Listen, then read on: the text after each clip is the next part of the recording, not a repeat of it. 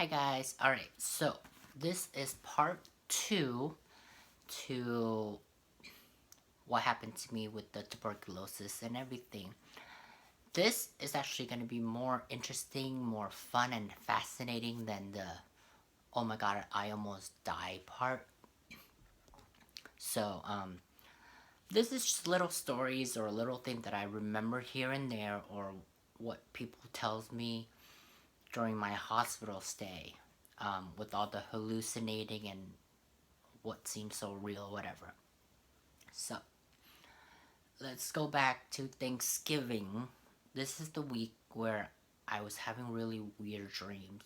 I don't know if it's a whole week or how many days that was, but I, one day one night I remember dreaming and seeing my parents meeting.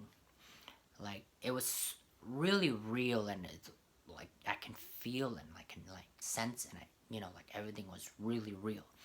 So in one of the dream, I see my parents meeting. My dad was in school. He's still like a schoolboy, so he's in his khaki pants with button white shirt, um, and he was walking. And my mom is from the country, and she's like in the rice field and everything. And I remember seeing them meeting, and they fell in love. And then my parents fell in love, so my dad took my mom home to meet his parents. And I remember my grandparents didn't approve of my mom because, being Chinese, they're like, oh, you have to have the marriage at the same level, whatever. But my mom being like a poor country girl, my grandparents didn't approve. And my grandparents was like, if you marry this woman, you know, you're gonna be poor, like, you're just gonna have enough to barely make a living. You're not gonna have any extras or anything. You're just gonna have enough to survive. And with that, like, my dad was like, yeah, I don't care, whatever. I'm just gonna marry this woman. So when they got married, like, it was just a simple wedding. It was a simple marriage, and my my dad's side of the family didn't really like my mom that much, so they were just giving her a hard time and everything. So that was one of the dream. The other dream was my mom. I think it was 1975, during the war and everything that broke out in Vietnam. I see my mom standing at a dock, like a boating dock or something like that, and my mom's sister Mary, whose side, her husband's side. I'm trying to get, so my mom's sister husband and his family got a boat, and they were gonna try to go and leave Vietnam during the war. And I remember seeing my mom like standing at the dock,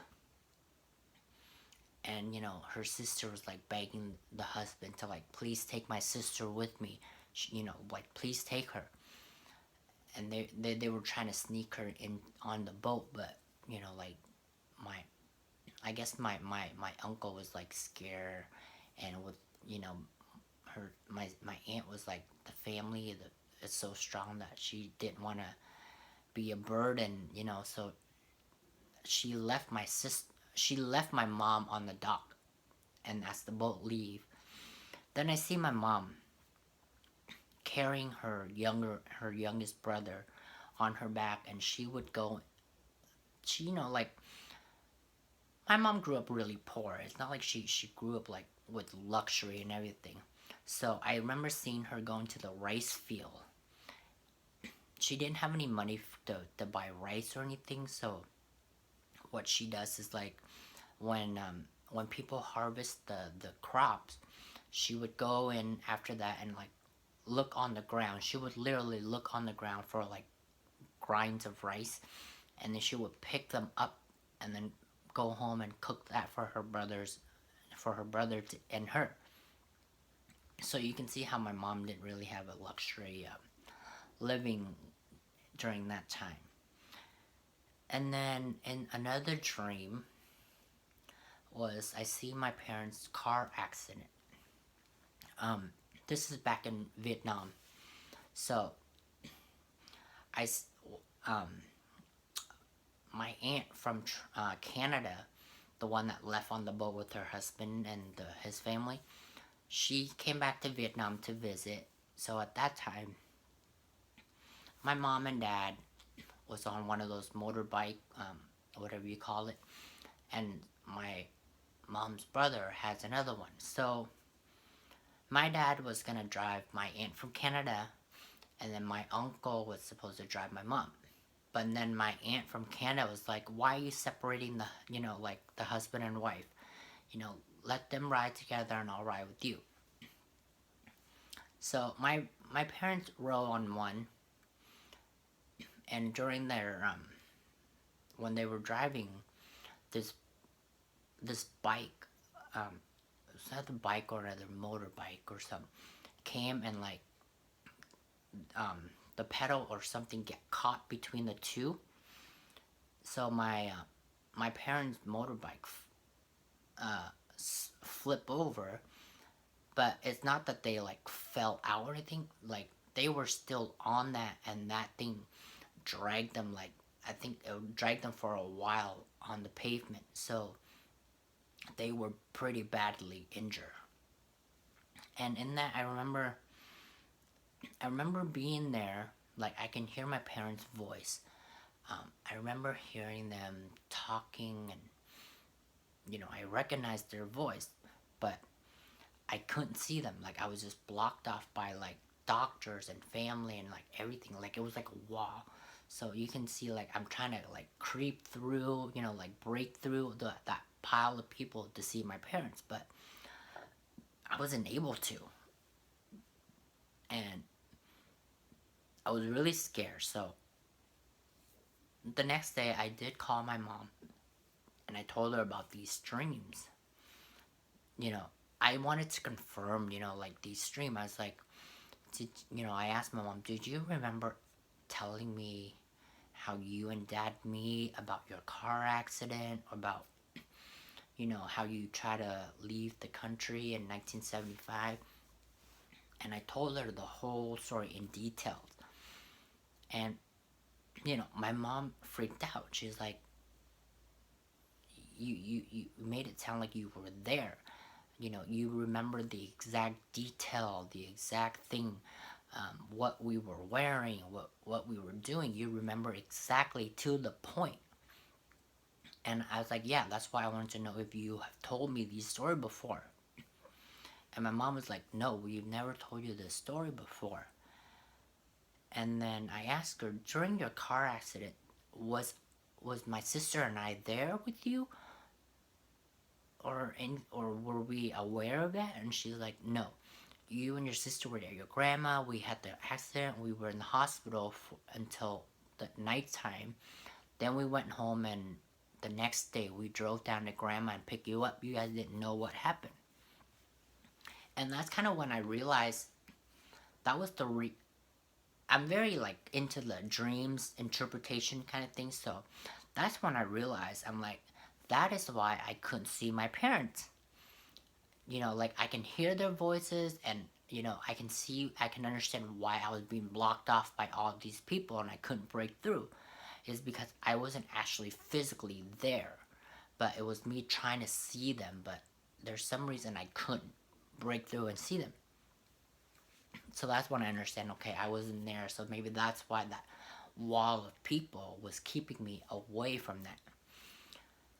So, sorry, coffee break. So, and then in my final dreams,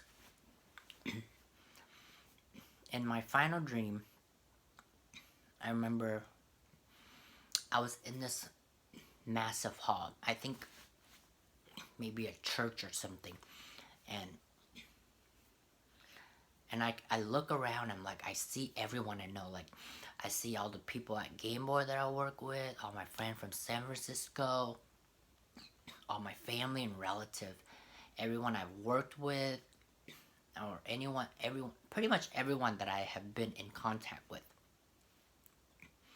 I see everyone there, but it didn't occur to me that I'm like, where am I? Like, I don't see myself. I see everyone I know, but I don't see myself. Then my best friend Nam, I see him walk up on stage, and like, I'm kind. I'm like, maybe I don't see myself is because I'm actually watching this myself, so I don't see myself among these people. So I see my friend Nam walk up to these steps. He pulled out a letter and he started reading it. And I don't remember much about the letter, but all I remember was these few lines. The letter was like, "Don't be sad that I'm gone. Just be happy and know that I'm in a better place. I don't want you guys to be sad. Just smile and live your day." And then it went on and on and on. And by the almost toward the end of it, right when I knew almost waking up, I realized that my friend Nam is reading a will that I wrote. So pretty much I'm gone, so I'm dead, and he's reading this letter that I left behind. Scary, right? So yeah, and then after that, December came and I was in the hospital for tuberculosis. So now the fun part. So during my hospital, I guess you can call it a coma or whatever, but I was having all these dreams, physically and mentally and loudly. One of the thing I remember was I remember cussing. I remember like cussing the shit out of my ex Vincent. I was like, "Fuck you! I fucking hate you! You brought me in here and you ditched me. Why did you leave me? I fucking hate you!" Like, I literally, like, there was no stopping, you know. And I remember my parents and everyone were like, "Why?" Like, they looked at him like, "What did you do to him? Like, why does he hate you so much?" Kind of thing. So I guess during that time I was saying it out loud, kind of thing. But then at the same time, this is funny. I actually came out to my parents. So I came out to my parents during that hallucinating phase, because I remember Vincent walking out on me, and I remember my mom was there, and I remember telling her, I was like, "That's my husband."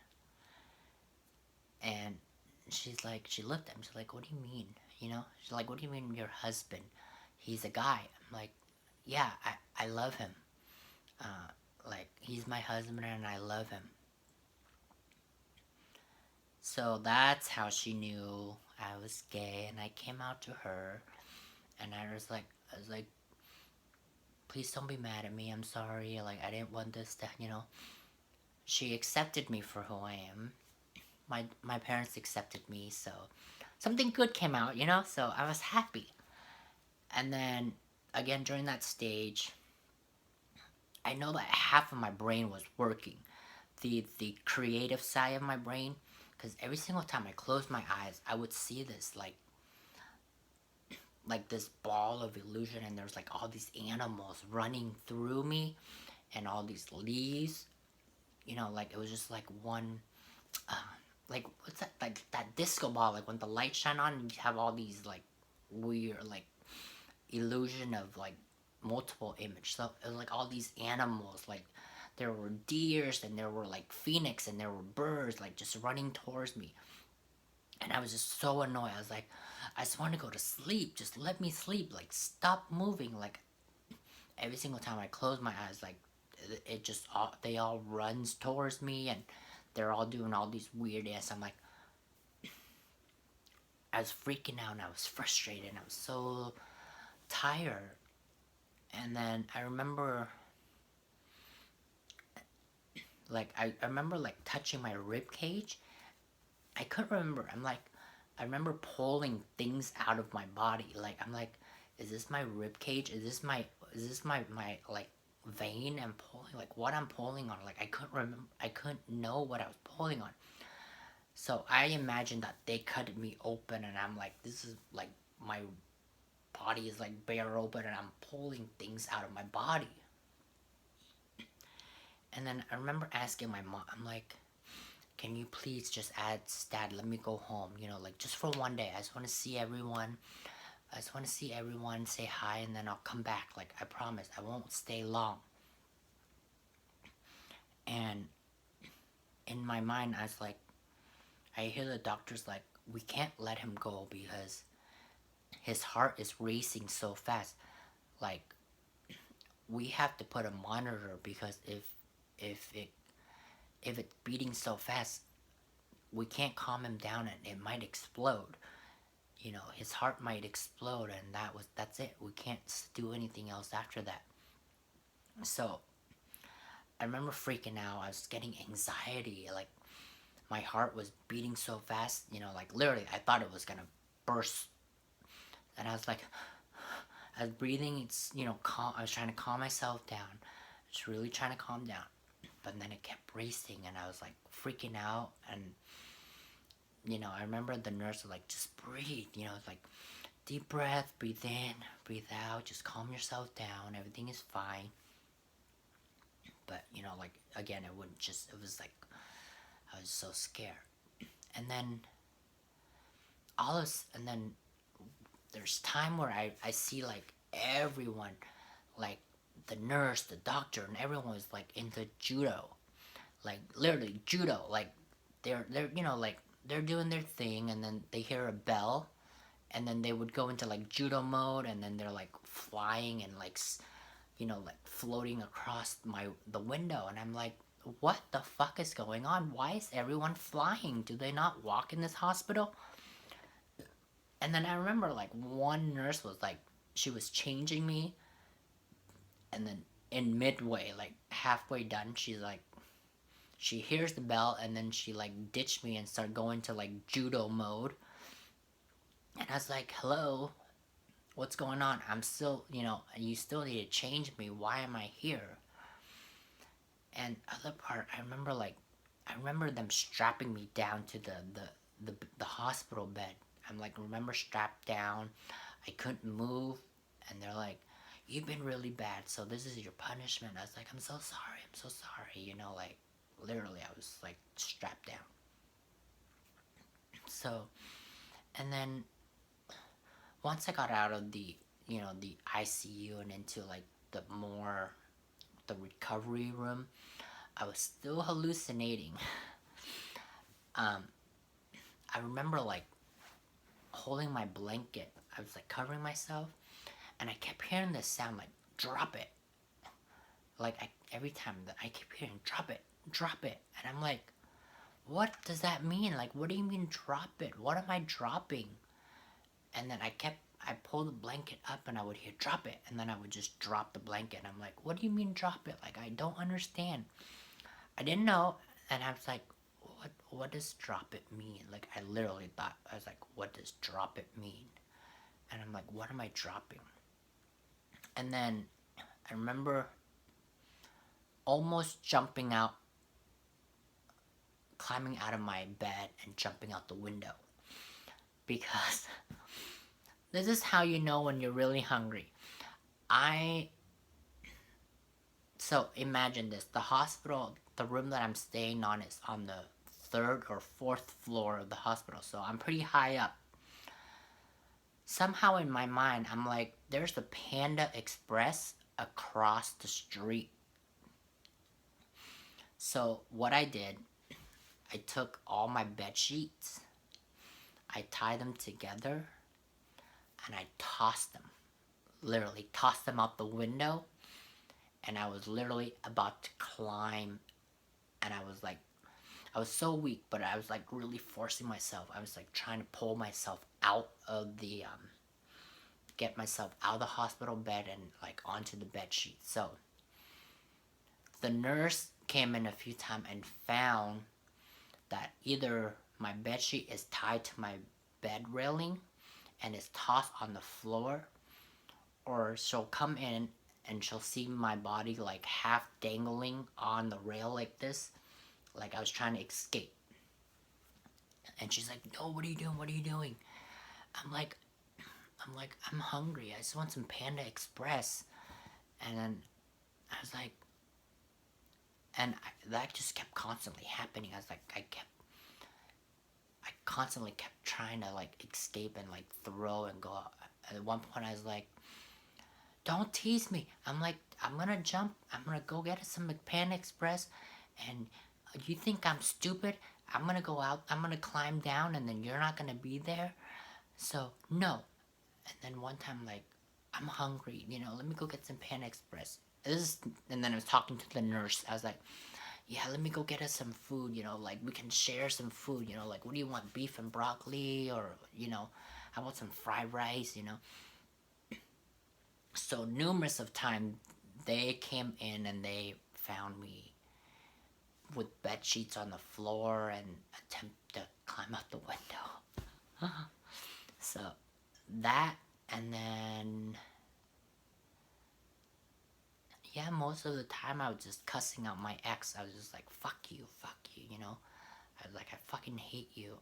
And he was there a few times, so he heard all that thing I was saying. I was like, I fucking hate you, but nonetheless, like, I would never thought.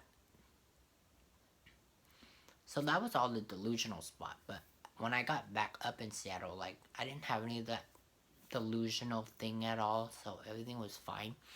It was just when I was in California that all of that happened. And thinking about it, I was like, I would have never thought, and the last person on earth to find me and come to my rescue would be Vincent.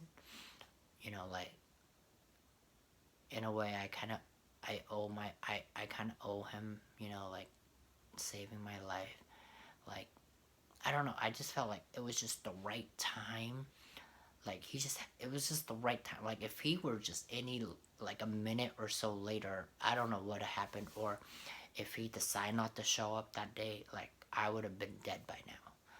Like, it was just the timing and everything was just so perfectly.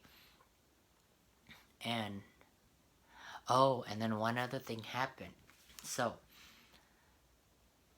after I came back from after New Year, I came back and I remember laying in my bed and I was really weak already.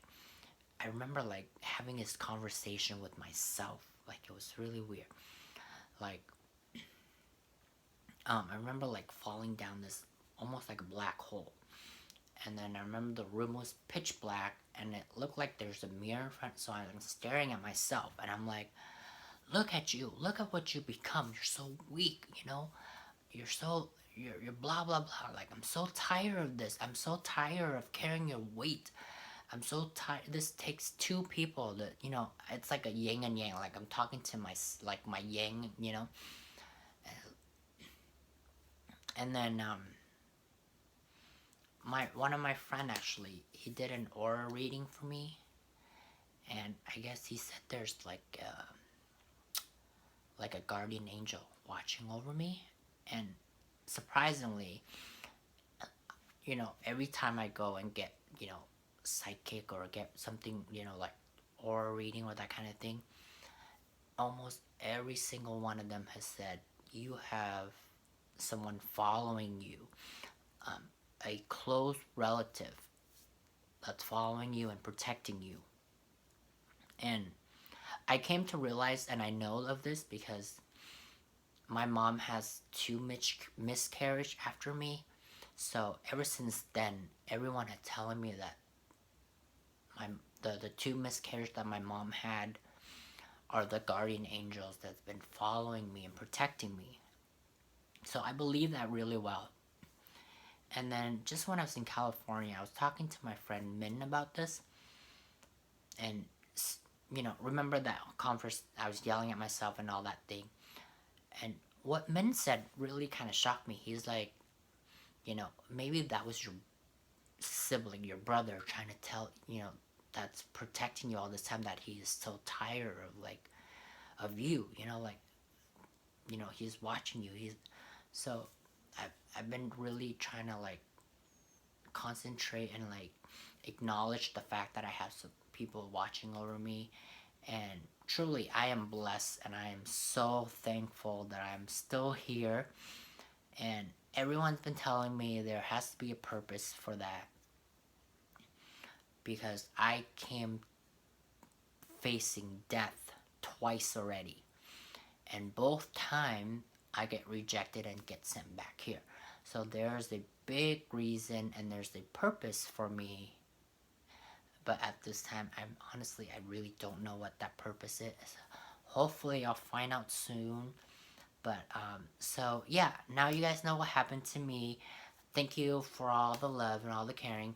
And any tips I have, well, if you guys are sick, coughing, whatever, don't hesitate. Just go to the hospital. Just go get checked out by the doctor. Don't let what happened to me, let what happened to me be an experience or a lesson to you guys. Don't be stubborn. Don't be hard-headed. If you're coughing for more than a week and it hasn't gone away, go check it out. Get your flu shot, get your vitamins, eat healthy, live healthy, um, you know, enjoy the beauty of life. Don't take it for granted. Yes, everyone say time is money, but you can't always run and chase time. Time will always run, it'll never stop. But you can stop and, enjoy life once in a while, even if it's just the simplest thing. So I hope that clears up everything. I hope I've answered all your questions. So yes, I'm doing very well now. I'm healthy. I'm working out. I'm eating healthy. I'm doing everything perfectly like normal. Um, yeah, except, waiting for all these little spots to go away. They're not pretty to look at, but, it's better than any other thing I've experienced. So at least I know these will fade away, or go away once, I'm completely healthy. Basically, once my body detox all the bad stuff, then everything will clear up. But other than that, it's not pretty to look at. I mean, I don't want to look at it myself, but I've grown to just accept it. At first, I was like, I was really uncomfortable. I'm very self-conscious about it. But, after a while, I'm just like, it could have been worse. I could have been dead. But, hey, it's not like it's permanent. It's fine. I can live with this. It'll fade away eventually. So, yes, I'm fine. So, I'm still not comfortable wearing a tank top, though. So, yes. But other than that, that's it. Thank you, you guys. I hope this video will make a lot of you guys understand what happened to me and clear up some questions. But if not, feel free to ask me, message me, and thank you for all the love. Peace.